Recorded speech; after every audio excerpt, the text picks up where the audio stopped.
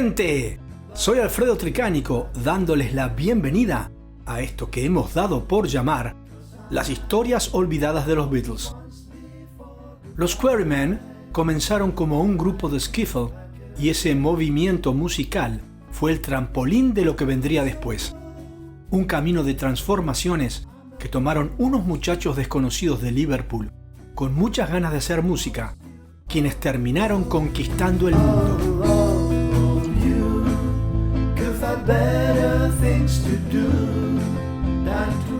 Para conocer el movimiento del skiffle, debemos remontarnos a la década del 20 y viajar al sur de los Estados Unidos, donde unos grupos llamados Spasm o Jazz Bands de la ciudad de Nueva Orleans tocaban una variedad de Dixieland, blues y jazz tradicional de dicha ciudad. El skiffle como tal se desprendió de ese movimiento musical creado por la cultura afroamericana que lo estaba desarrollando en esa época. Se desconoce la etimología de la palabra skiffle. Se dice que en una remota región de Inglaterra existía esa palabra que significaba arruinar cualquier negocio, mientras que en los Estados Unidos el término se usaba simplemente para referirse a estas bandas de jarras o bandas de espasmos. Estas bandas, a menudo formadas por niños, que fabricaban instrumentos musicales con objetos que no se solían usar para hacer música, se formaron en las calles de Nueva Orleans a finales del siglo XIX y que se extenderían rápidamente hacia el norte del país, pasando por Baton Rouge, Memphis, San Luis, Louisville y Cincinnati. Los supuestos instrumentos que usaban, entre otras cosas, eran un trozo de tubería de gas, una jarra de whisky, una tabla de lavar o un bajo hecho con una caja, una vara y un hilo grueso. Y estas bandas a menudo las formaban familias que buscaban ganar dinero para pagar el alquiler.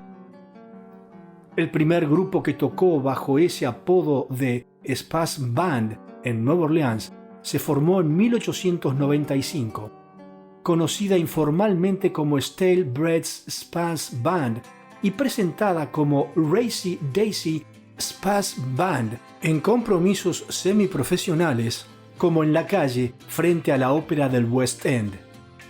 Ese estilo de banda de espasmos fue un ingrediente clave en el desarrollo del jazz instrumental de Nueva Orleans, y los contemporáneos afirmaban que el estilo fue imitado por orquestas de adultos como la Original Dixieland Jazz Band, que contó con la participación de Alcide Núñez, apodado Yellow Núñez, uno de los primeros clarinetistas blancos de Nueva Orleans.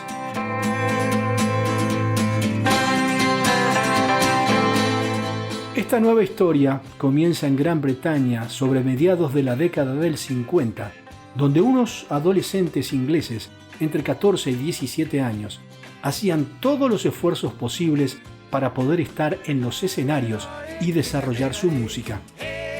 Pero esta historia en particular arranca con un personaje llamado John Lennon, estudiante del Quarrybank High School, quien fundó y lideró la banda musical The Quarrymen, llamada así ya que varios de sus miembros eran alumnos de dicho centro de estudios. Quarrybank High School, instituto para varones, se fundó en 1921 y 46 años más tarde se fusionaba con la vecina Calder High School para niñas y pasó a llamarse Calder Stones School.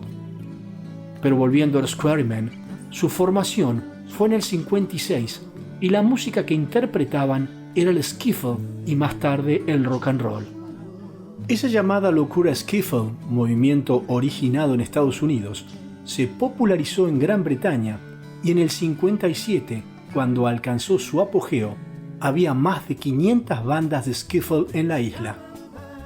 Su gran atractivo se debía, como originalmente nació, a que no se requerían grandes habilidades musicales o tener instrumentos costosos, y por el uso de componentes caseros, como lo fue la tabla de lavar. El instrumento más importante del skiffle no era el bajo de caja o la tabla de lavar, era la guitarra. En las orquestas de baile de los años 40, la guitarra era un instrumento marginal y el skiffle la puso en el centro del escenario. De ahí que John Lennon siempre decía, la guitarra lleva el ritmo.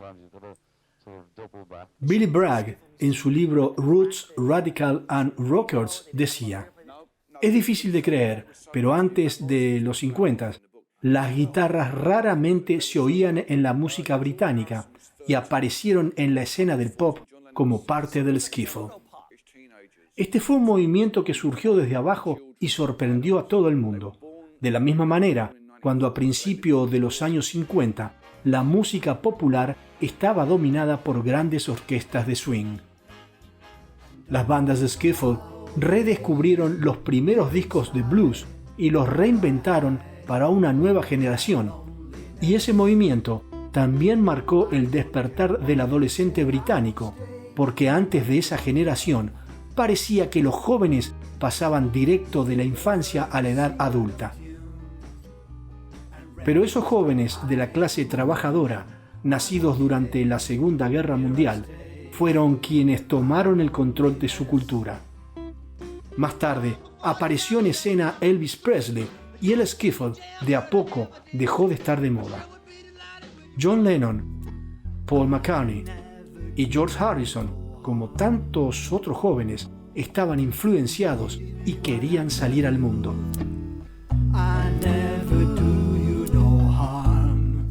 El Elvis del skiffle fue el escocés nacido en Glasgow, Lonnie Donegan, que conectó el blues y el rock and roll e inspiró a muchos imitadores británicos, desde Roger Daltrey, más tarde integrante del grupo The Who, hasta George Harrison, pero muchas estrellas del rock británico se mostraron reacias a reconocer su influencia. A comienzos del 56, el éxito de Donegan, Rock Island Line, fue lo que terminó de hacer estallar el boom del skiffle.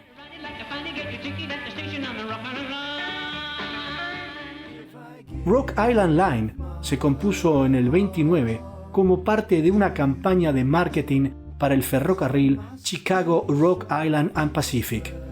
La empresa animaba a sus empleados a participar en actividades extracurriculares, como cantar en coros o componer canciones para fomentar el conocimiento de la marca. La primera versión conocida del Rock Island Line fue escrita por Clarence Wilson, quien trabajaba en la limpieza de locomotoras en Biddle Street Shops, el patio de carga central del ferrocarril en Little Rock, en el estado de Arkansas.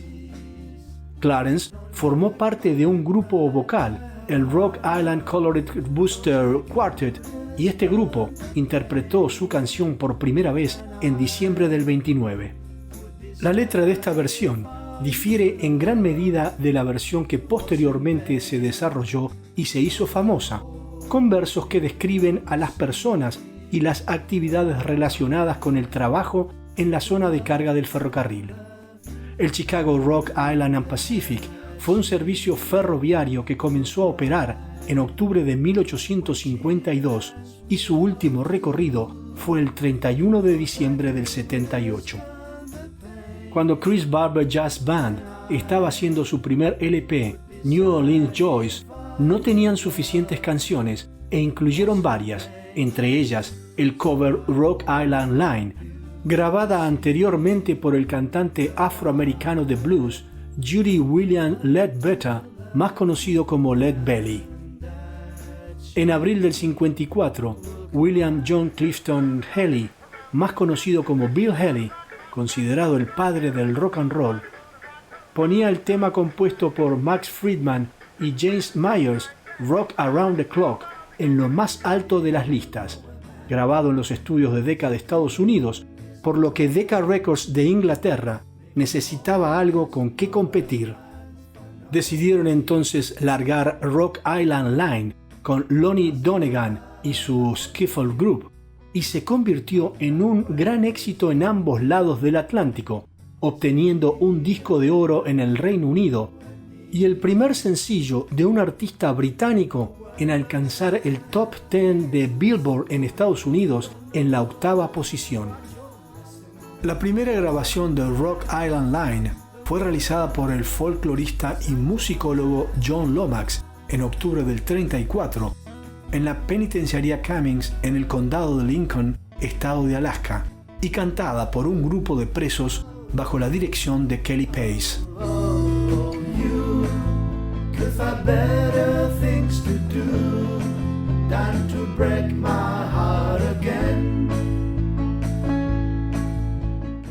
Así llegamos al final de esta primera parte en las historias olvidadas de los Beatles.